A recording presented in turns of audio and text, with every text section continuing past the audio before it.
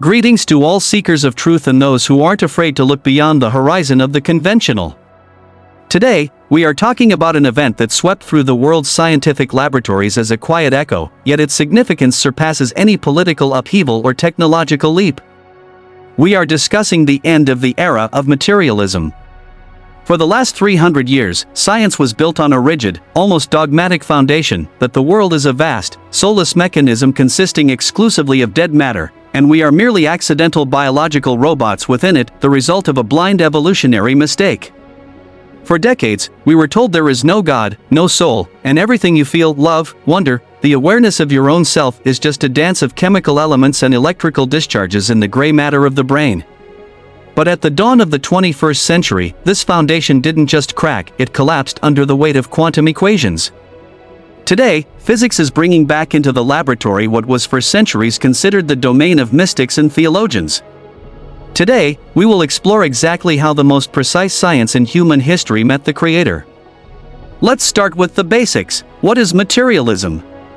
It is the belief that matter is the primary basis of everything, and consciousness is merely its byproduct, like steam over a boiling pot.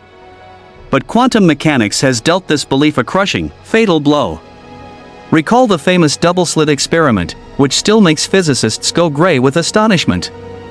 An elementary particle, like an electron, behaves like a solid material ball only when it is being watched. As long as there is no conscious observer, the electron literally does not exist in one specific point, it exists in a state of superposition, smeared across space like a wave of probability. It is everywhere and nowhere at the same time. This sounds like nonsense or a sci-fi movie script, but it is an undeniable scientific fact, confirmed by thousands of complex experiments. Matter is not solid, definite, or real on its own. It needs an observer to take form. The prominent physicist John Wheeler, a colleague of Einstein, once said, "We live in a participatory universe." This means the world doesn't exist out there separate from us, like a set in an empty theater. It is created, collapsed from an infinite ocean of possibilities into a specific reality, precisely at the moment of our active awareness.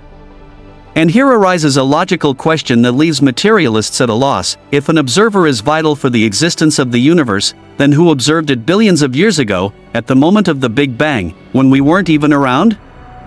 Physics has come face to face with the concept of a higher, omnipresent consciousness that holds this world in existence through its eternal attention, preventing it from crumbling back into a chaos of probabilities.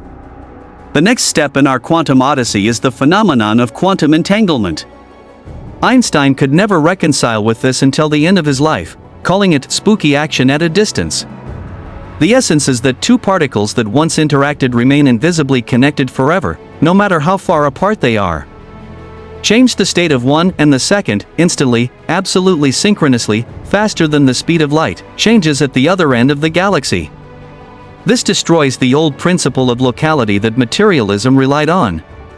It tells us that at the most profound, fundamental level, the universe is not a collection of separate bricks, but a single, indivisible informational canvas. Ancient Vedic texts called this Indra's net or the unity of all that is. Today, physicists call this non-locality. We see that beneath the layer of visible separation, where I am me and you are you, lies a colossal, invisible network that unites every atom in the cosmos into a single living organism. Isn't this the very scientific description of omnipresence and universal unity that prophets and saints have been speaking of for ages? But perhaps the strongest argument in favor of intelligent design is the so-called fine-tuning of the universe. Physicists have discovered about 30 fundamental constants, numbers that determine the strength of gravity, the mass of an electron, the strength of nuclear interaction, and the speed of light. Imagine a giant control panel for the universe with 30 sliders. If even one of them were moved by the width of a hair, by 1/1000%, stars wouldn't ignite, planets would fly apart, atoms couldn't form, and life would be absolutely impossible. The probability that all these numbers coincided by chance to create a world habitable for life is equal to the probability of you firing an arrow here on Earth and hitting a bullseye 1 centimeter in diameter placed on the planet Pluto. Sir Fred Hoyle, a great astronomer and once a staunch atheist, honestly admitted after studying these figures, a common-sense interpretation of the facts suggests that a superintellect has monkeyed with physics, as well as with chemistry and biology.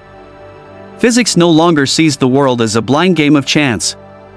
It sees an incredibly complex, delicate, mathematically flawless project created by a grand architect. For 3 centuries, materialism tried to convince us that consciousness is just noise in the head, a side effect of evolution for survival. The founding fathers of quantum theory thought differently. Max Planck, the man who gave the world quantum physics, directly stated, "I regard consciousness as fundamental. I regard matter as derivative from consciousness. We cannot get behind consciousness.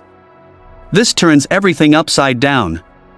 If consciousness is primary, then the world is not a cold scrapyard where life accidentally emerged. It means the universe is more like a great thought than a great machine. And if the world is a thought, then that thought must have a thinker." Science hasn't proven God in a primitive, religious sense with a beard on a cloud, but it has discovered a mind behind the laws of nature, a mind whose handwriting we read in the structure of DNA and in the light of distant stars. In recent decades, materialism has turned into a sort of old, dusty dogma that began to stall progress. But today, we see a grand resurgence of interest in metaphysics. Scientists from Oxford, Stanford, and MIT are seriously discussing digital physics, the holographic universe, and the role of the transcendent observer. The line between physics and spiritual inquiry has blurred.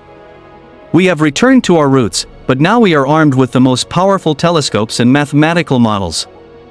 We have finally realized that a human being is not just a piece of meat destined for entropy and decay, but part of a grand, eternal informational process governed by a supermind. Quantum physics hasn't just brought God back into the laboratory, it has shown that he never left. We simply spent too long staring into the eyepiece of a microscope, hoping to find a primary building block, and completely forgot to look up at the sky to see the big picture.